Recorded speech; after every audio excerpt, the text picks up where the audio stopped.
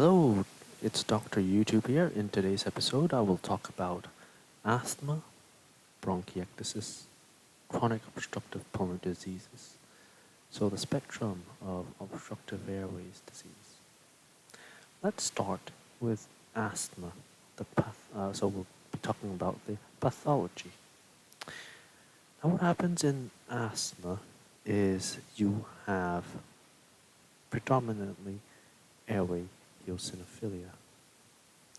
You have mast cell mast cell differentiation, so we get tons of histamine release. You get mucus production as well.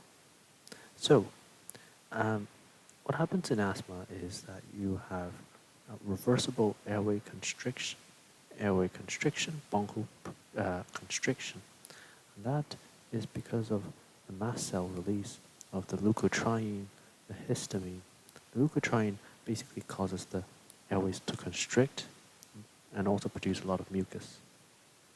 The histamine has a similar effect. Eosinophils, as I said before, plays an important role and causes airway hypersensitivity.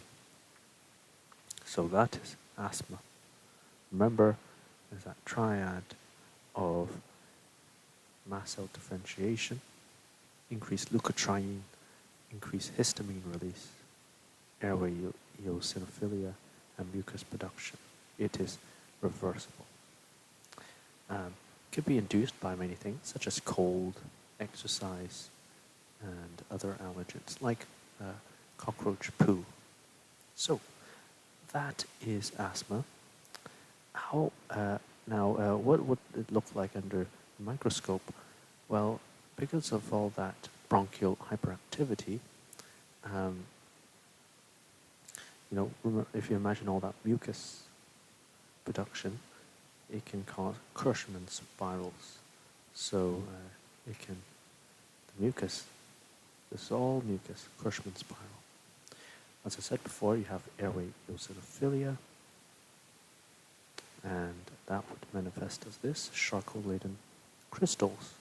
So basically, crystals made out of breakdown products of eosinophil, as shown here. Charcot-Leyden crystals.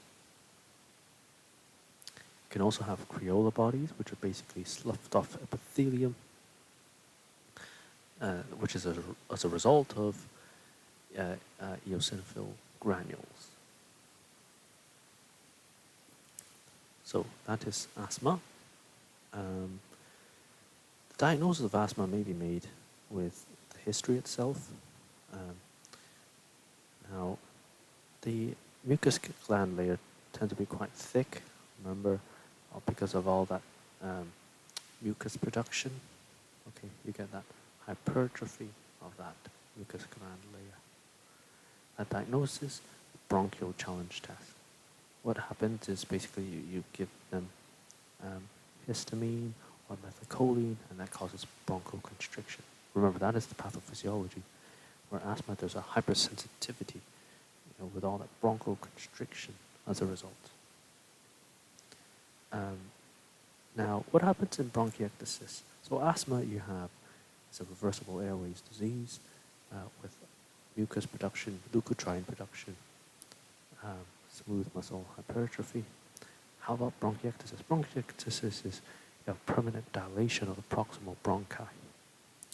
So you have mucus accumulation, and all that causes chronic inflammation. Chronic inflammation, chronic infection. Chronic infection causes dilation of the proximal bronchi. Now, if you just imagine all that gunk, all those secretions, they're all potential growth medium for bacteria. It becomes a vicious cycle. So if imagine all that phlegm accumulates bacteria. The bacteria causes infection, chronic inflammation, and therefore, as a result, you get airways. Permanent dilatation. Now the airways don't work as much, and therefore you get a mucus accumulation again. Becomes a vicious cycle. Mucus accumulation, chronic infection, infection, inflammation, mucus reaccumulation. And if you can imagine all that gunk is a characteristic of bronchiectasis, foul-smelling sputum. Now, how about bronchitis and emphysema, so COPD? Now this is a characteristic picture of a blue bloater, so bronchiectasis, bloater, bronchiectasis, and emphysema, pink puffer. What occurs is basically, especially in chronic bronchitis is quite similar in asthma and pathology actually, although it is irreversible. So in asthma you have reversible airway constriction, and bronchitis, however, is chronic, so it is a chronic airway constriction. You have a similar pathology, so you have goblet cell hyperplasia, remember all that mucus production. You get smooth muscle hypertrophy and thickened basement membrane beneath the mucosal epithelium. Remember the C's, we talked about the Creola bodies, we talked about the Charcot-Leyden bodies, as well as the Curshman spirals. In emphysema, however, it's slightly different. It is because of dilated airspace distal to the terminal bronchioles. What occurs is that smoking is an oxidant.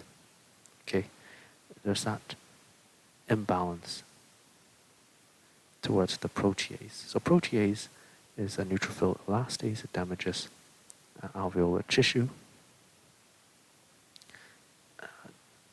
increases compliance, the ability to stretch, and decreases radial traction, the recoil that keeps small airways open. So what happens is when you have the alveoli being destroyed, the lungs, there's less of that ability to keep the airways open, so it collapses very easily, the radial traction. So smoking in the emphysema is a pro-inflammatory and causes destruction of the alveoli. So let's quickly recap of the pathology, starting from the very bottom. Emphysema, smoking causes an imbalance in the oxidant and the antioxidant balance, and activates neutrophil elastase and antiprotease, basically destroying the alveoli, decreases the radial traction, so therefore the airways collapse very, very easily. And in fact, how these COPD patients keep their mouth open is through pursed lip breathing. So more of the air stays in the lungs when they take a deep breath out. And that's why, that's how if you find a lot of emphysematious people breathe. Chronic bronchitis, that's a similar picture to asthma, except it's irreversible. So remember, chronic. They have a similar picture, so they get goblet cell hyperplasia, smooth muscle hypertrophy as well. In bronchiectasis, you have all that chronic infection, chronic inflammation, and that's due to the mucus building up. If you imagine this picture, how disgusting is it? Unfortunately, that's what occurs, but you have, with all that chronic inflammation, chronic infection, you have permanent dilation of the proximal bronchi. Okay, now, how about asthma? Asthma, remember, a similar picture to the chronic bronchitis, but it's reversible, characterized by the 3 C's, Creola bodies, sloughed off epithelium, Curshman spirals, the mucus, and Charcot-Leyden crystals, which is basically breakdown products of eosinophils. Diagnosis in asthma in particular, because it's reversible, it's hypersensitive, you give them histamine or metacholine, causes airway constriction. COPD and bronchiectasis, however, are more chronic disorders. Okay. I hope you've enjoyed this video. If you do, please give it a thumbs up, like, and subscribe. Look after your bodies and lungs. Stop smoking, and take care.